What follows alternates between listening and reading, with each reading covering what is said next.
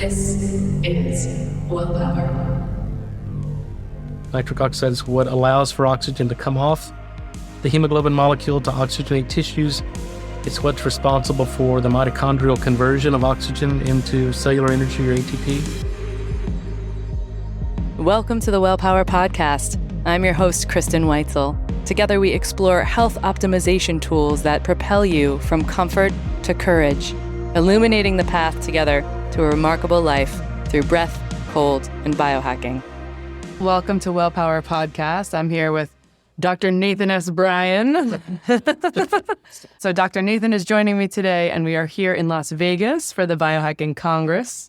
I want to remind everybody who's listening in today that there's a couple more congresses coming up, Biohacking Congress Boston, and also in Miami in the fall, and we'll be there to greet you. There's tons of speakers, really intelligent tech, people groundbreaking in the supplementation world, and that's why we're sitting here today to have this conversation. So welcome. Thanks for having me. Yeah, of course. I wanted to start out by sharing a little bit of your story with the listeners, with the audience, so we can see sort of the place from which you came and weave ourselves into a conversation around nitric oxide and the human body and optimizing our wellness. Got it. Well, I'm a small-town Texas boy. Grew up in Texas and went to the University of Texas at Austin. I got a bachelor's degree in biochemistry. From there, I tried to go work, but realized there wasn't a lot of demand for a biochemist with a bachelor's degree. So I knew I had to go on and further my education. So I then went to LSU School of Medicine in Shreveport, where I got a PhD in molecular and cellular physiology, and then trained up in Boston for, I think, 3 years, and then moved back to Texas and became a professor of molecular medicine at the University of Texas Medical School in Houston. And so that was in 2005, but I spent my entire professional career studying nitric oxide. And we've made a number of discoveries, have several dozen issued patents. We've developed different product technologies in different categories. And so that's where we are today, and trying to, I think certainly biohacking is the future of medicine and wellness. I spent 20 years on, teaching in medical schools and training future physicians using that model. And I think it's clear that model does not work. We have to be proactive, and medicine today is reactive. And so that's the beauty of the biohacking, is people are becoming aware of things they can do to enhance their wellness and prevent sickness. Yeah. Coming out of this age too, it's like really beautiful to see people have more autonomy and more just advocating for themselves. I think getting curious, right, about their health and their well-being, and what are the things that I can do? What are the easy reaches for me to move the needle in a decent range, right? What are the things I can adopt?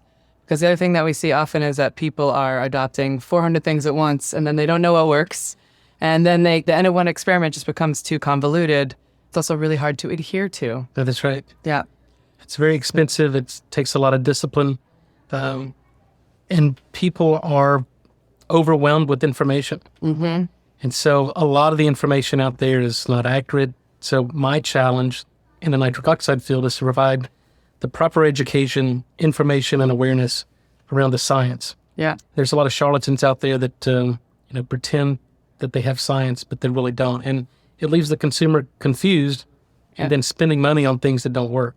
So totally. That's the problem with this. And so I think, the beauty of our conversation is we can get the right information up to the right people. Yeah, that's really important. And I think there's also, somebody out there has said, you can find some kind of science literature backup theory, something to support anything you say, because there's always some anomaly or some, vertical of the literature that is like, okay, well, in that case, that could be. So that's what I'm going to use as my backup. And as I commonly use the word householders, but as householders or just general population of people who don't have a background in research, I do a lot of research, reading research and literature, and I don't have that background, and I've gotten better at it. But it's deciphering all of the components of it, and sometimes just reading a summary is not really giving you the full picture of what's gone on. So it's like diving deep, and having someone like you is so helpful. So let's talk about nitric oxide. Just like first, let's lean into what it is in the body and why it's so important. The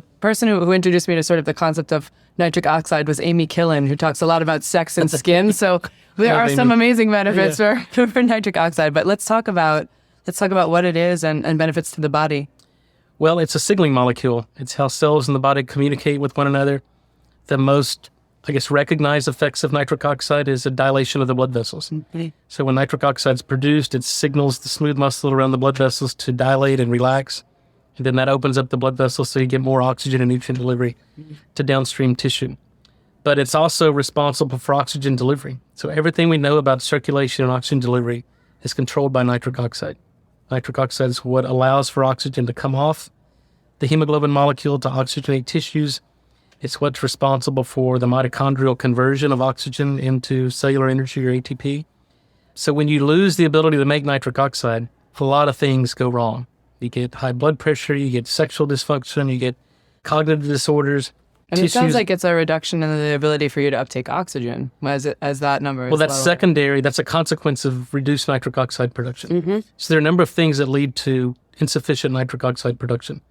The consequences of that is you get constricted blood vessels, you get decreased efficiency of oxygen utilization. You develop, we see it in COVID with the low oxygen saturation. You develop hypoxemia, you get end-organ failure, then you die. Yeah. That's really the sequence of events. So, and the loss of nitric oxide is the earliest event in that whole sequence of events. Wow. Yeah. And just like as a nerdy breath worker, can you just speak really, because I know it's a rabbit hole, but just a little bit deeper dive on nitric oxide's reaction with the hemoglobin molecule, that a gas exchange is happening. Yeah. Like, can you just talk a little bit about that? Because I do have breath workers that are like in this audience and listening, and we're all learning, we all dive into the physiology, and I think you could probably explain it in a simple way.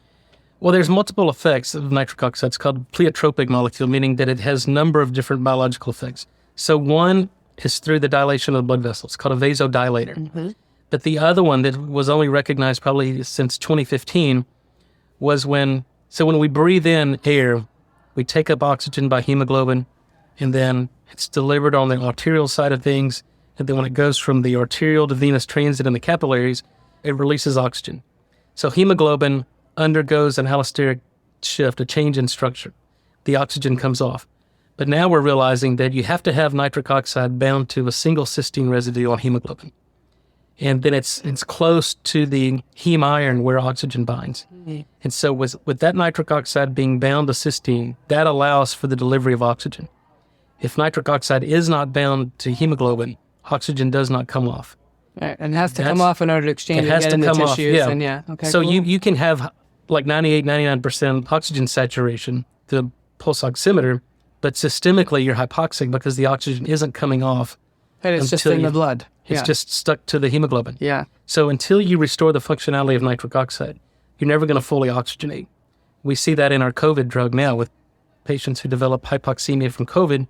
Yeah. You put them on a vent, give them supplemental oxygen, but yet their O2 sats don't improve. Right. We have to restore the production of nitric oxide for that oxygenation to occur. That's awesome. Yeah, it's great. And it also just speaks to, it's like not to jump the gun, but I think this is going to speak to maybe a later part of, people who are high performing and people who are doing sport and all of that. Like it's really going to speak to that. Your ability to generate nitric oxide predicts how well an athlete you are. Yeah. So if your body generates a lot of nitric oxide, you can perform at the top of your game. If you can't make nitric oxide, you can't perform. Yeah. And so what I know about nitric oxide, which is less than you, is hopefully and thankfully, is, I talk a lot about nasal breathing and really like keeping our mouths closed and the nose knows, and that's where we create all the nitric oxide. Are there any other ways that the body is making, nitric oxide that we should be thinking about that are controllable? Let's call it that. Well, there's two ways the body makes nitric oxide. The one is through an enzyme called nitric oxide synthase. That enzyme is found in the epithelial cells in the airway. It's also found in our endothelial cells, the cells that line the blood vessels. And when you activate that enzyme, as long as it's functional, it'll generate nitric oxide. That's why deep breathing works. It can lower blood pressure, because if the enzyme is functional and you do the nose breathing, the nasal breathing, then it generates nitric oxide, dilates the pulmonary arteries, improves oxygen exchange, and can lower blood pressure. The problem is the older you get, the less functional that enzyme becomes. And so you can actually see this. You take young people, they do deep breathing, measure the nitric oxide coming out of their nasal airway. You can measure it. The older you get, the less you make. So the older patients can do the deep breathing, the nasal breathing, but until you restore the function of that enzyme, they're not going to make nitric oxide. Right. So that's in the blood vessels, we call that endothelial dysfunction. But if you have endothelial dysfunction, you have epithelial dysfunction. So we have to restore the function of that enzyme. And part of the technology that I've invented and patented, restores the production of that nitric oxide synthase enzyme. So that's one, you have to fix that enzyme. But then number two, the other pathway is through diet. And it's primarily from inorganic nitrate that's found in green leafy vegetables. That when you consume plants, vegetables, 90 minutes after you consume that, it's concentrated in our salivary glands, and then the bacteria in our mouth reduce the nitrate to nitrite nitric oxide. So now we can use diet and nutrition as a way to enhance nitric oxide production. But that's assuming you're not using mouthwash, it's assuming you're not using fluoride toothpaste, and it's assuming you're not using antacids. Yeah, because that's an important thing, because lots of people are using that. And I know that Amy will talk about that sometimes too, like stop the mouthwash. We know you want fresh breath. So can you speak to the mouthwash and the fluoride and the antacid? Yep. Because biohackers are not really using those things, but it's so prevalent in all the products. Even when I just got a travel toothpaste to come here, I didn't notice on the back, it was like, with fluoride. And it's like, well, I think that was something that we used to, as kids, we thought fluoride was better than it was, or, so can you speak to that? Because it's in a lot of the things that we're using, or that many people are using. So in order for this pathway to work, so humans don't have a nitrate reductase enzyme. So we're 100% dependent upon the bacteria. So each time we salivate, we're secreting nitrate in our saliva. And then during that resident time in the mouth, these facultative anaerobes are reducing nitrate to nitrite. Then when we swallow our saliva, provided there's stomach acid production, that nitrite in the saliva becomes nitric oxide gas. So that nitric oxide element of the stomach enhances gastric mucosal blood flow, enhances nutrient absorption, kills things like H. pylori and E. coli or salmonella, something you may have in your food. So that's how it works. If you kill the bacteria with fluoride, for example, fluoride's an antiseptic, it's a neurotoxin, and it kills your thyroid. So we should not be exposed to fluoride. It's in our drinking water. I tell people you have to get a home purification system, take the fluoride out, and it's in our toothpaste. So you have to use a fluoride-free toothpaste. And then the other thing is, 200 million Americans wake up every morning and use mouthwash. 200 million Americans have an unsafe elevation in blood pressure. It's not coincidental. Yeah. We and others have published that if you use mouthwash, you see an increase in blood pressure. If you use mouthwash, you lose the protective benefits of exercise. So that's like the worst thing you can do, because you're disrupting this normal ecology of the oral microbiome. Part of its job is to make nitric oxide. Right, and it's antiseptic, so that's right. It's like it's killing off the good things we need. That's right. It's killing the bad guys and killing the good guys. It's indiscriminately killing the bacteria. Okay, good. So this is like a great tip. First thing to do is like, hey, let's stay away from the antacids, from the mouthwash, from the fluoride and the toothpaste. That's right. Read your labels, people. That's right. And then the other problem is, 200 million prescriptions are written for antacids every year. That's not even counting the over-the-counter purchases. When you take antacids, it completely shuts down nitric oxide production. There was data several years ago showing that people who had been on antacids for 3 to 5 years had about a 40% higher incidence of heart attack and stroke. So antacids are like the worst thing you can take. It completely shuts down nitric oxide production, and it puts you at risk for heart attack and stroke. Wow. Okay, you heard it here. Oh my goodness, it's time to buy somebody a gift. And that might be you. I wanted to let you know that I have a shop page finally set up on my website so that when you submit queries and DMs and ask questions about the latest intravaginal red light device or what type of supplements you should be taking at night, that there is a beautiful list of all of my favorites within that shop.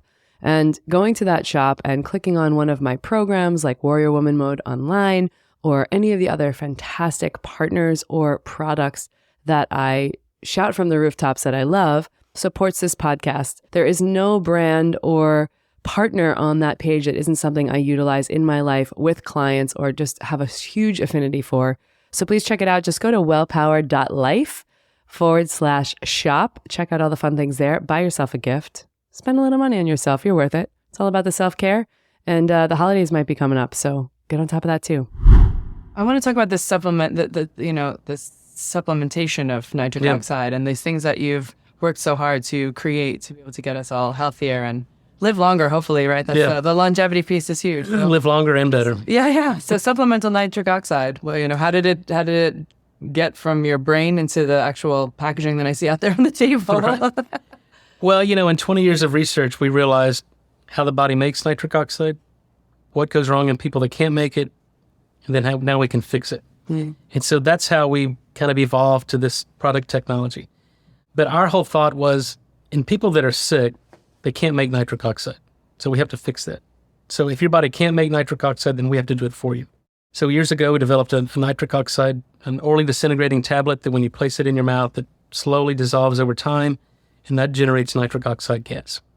And it's absorbed in the buccal cavity. It's distributed throughout the body. So that's kind of the first product technology. And then we've created other products like a fermented beet product that can generate nitric oxide for sports performance. We developed a topical nitric oxide now for skincare and beauty. I saw some of the magic that's happening with that as well, with really healing people from the outside in. So that was, and just what happened, you demonstrated it on your hand, and we saw like blood flow increase, and really just amazing to see that instantaneous change. Yeah, so this is a product unlike any other in skincare and beauty, because people spend a lot of money on skincare and beauty, and they don't know if it works. And a lot of these products are masking. They try to hide the fine lines and wrinkles or hide the blemishes, where what we do is just the opposite. We give nitric oxide that then allows the body to heal itself, to regenerate. So when you apply it, it's a dual chamber. You apply one side from one chamber, one side from the other. And when you mix them together, they generate nitric oxide gas. And then you can actually see the nitric oxide working. You can see it'll turn pink, which is indicative of increased blood flow to that area. And when you do that, you improve cellular turnover, you improve cellular regeneration, collagen deposition, you improve hydration, and the consequence of that is fine lines and wrinkles disappear, the blemishes go away, and you have nice, beautiful skin. In a society, in a time where, look, I understand that there are some benefits of putting collagen in your coffee and having collagen in water, but in a time and day and age where the marketing hype on collagen for solving all the problems of aging or skincare, for me, it's a really strong recommendation to the women that I work with to find the solutions that actually work. If you're spending $100 a month on collagen, you're like 75 of that is probably like thrown out the door, right? No, Your joints right. are healthy. You're getting some protein from that, but it's not the problem miracle worker it's promoted as. Yeah. No, if you're taking it as a supplement, but you don't have adequate circulation or perfusion, then that collagen or the amino acids your body uses to make the collagen protein aren't going to get to where they need to go. They're not going to get to the outer dermis of the skin to make new collagen because there's a restriction in blood flow. So you have to open up the highway to deliver the goods to where you want to get them, and that's what nitric oxide does. Yeah, and so when people are using this topically, they're using it for different parts of the body, not just the face, like just for acne, for scarring, for adhesions, for there was a photo of someone who maybe had something removed, and then to be able to kind of heal that area. Yeah, so we're seeing good results with that. We actually got a drug application going in from my drug company called Nitric Oxide Innovation. So we're taking the topical to the next level for prescription drug application. Yeah. Because we're seeing, phenomenal results on wound healing, whether it's diabetic ulcers or pressure ulcers or surgical scars and surgical site infections. The topical nitric oxide is antibacterial, antimicrobial, and it gets blood flow and improves perfusion to that area. And to heal a wound, you got to kill the infection and get blood flow to it. And our nitric oxide does both of those. Yeah. And is it something that people will put on at night? Because I saw the difference that happens on your hand. So you're not going to put it on and walk out the door because it's going to make a little change in your, you'll temporary. See. Yeah, we call it the pink glow. So you can actually see the product working. But that hyperemic response will last for probably 3 or 4 minutes. So it's not a histamine response. There's no heat. There's no itching. It's not an allergic response. Right. It's just opening up blood vessels and perfusing that tissue. But we've got 4 published clinical trials, and the protocol on that was on a clean face, apply it in the morning and at night before you go to bed. And in 30 days, you see some pretty transformative changes. Yeah, and what I loved about it was that it comes with this 2 different pump series, because I know that if it was a 1-pump model, it's like the nitric oxide isn't made in that moment. That's right. It's already a gas. dissipated, so it wouldn't work. So like that to me was like this is everything it's got to be. Well, the challenge for many companies, including a lot of drug companies, pharmaceutical companies, is nitric oxide's a gas and in normal atmospheric temperature and pressure. So how do you create a gas that's gone in less than a second? And so that's kind of the riddle we solved many years ago. Is we made a solid dose form of nitric oxide gas, and in the topical we've made kind of a serum-based form of nitric oxide gas only when you mix those 2 components together. So you've got a shelf-stable product that is only active when you mix them together. Yeah.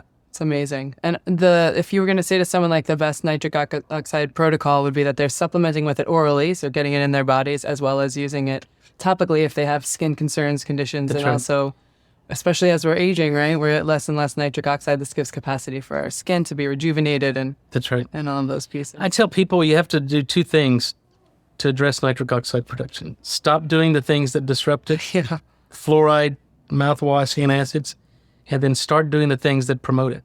That's moderate physical exercise. It's eating more green leafy vegetables, infrared sauna, certain wavelengths of light, sunlight's the best source. Mm-hmm. And then when all else fails, take a supplement. Yeah. And we know how to do that. Yeah. Amazing. I want to, on the leafy green vegetable front, somebody's going to ask me this in a DM and say, what leafy green vegetables? Is it across the board? Is it like the darker the better? Yeah. Well, on average, the darker the better. But here's what we've realized, and we published this, I think, in 2015, because we wanted to answer that question: how much broccoli or celery or spinach would I need to eat in a single serving to restore my nitric oxide production? And in this study, we went to New York, Raleigh, Dallas, Chicago, and Los Angeles and bought the same vegetables off the shelf from the same grocer, brought it back to the lab and analyzed it.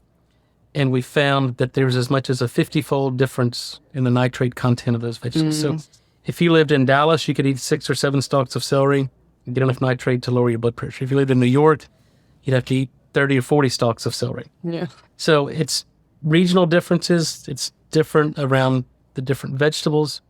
It's Maybe even different. seasonal. It's seasonal. Yes. It depends on conventional versus organically grown vegetables. Organically grown vegetables have, on average, about 10 times less nitrate than conventional. That's interesting. So organic is good because you're not getting the herbicides or pesticides. Right. But organic vegetables are depleted in basic minerals because you need nitrogen to assimilate other minerals and vitamins into the plant. And because of restrictions on nitrogen-based fertilizers for organic label, these plants and organic vegetables are deficient in nitrogen, and they're deficient in many other minerals.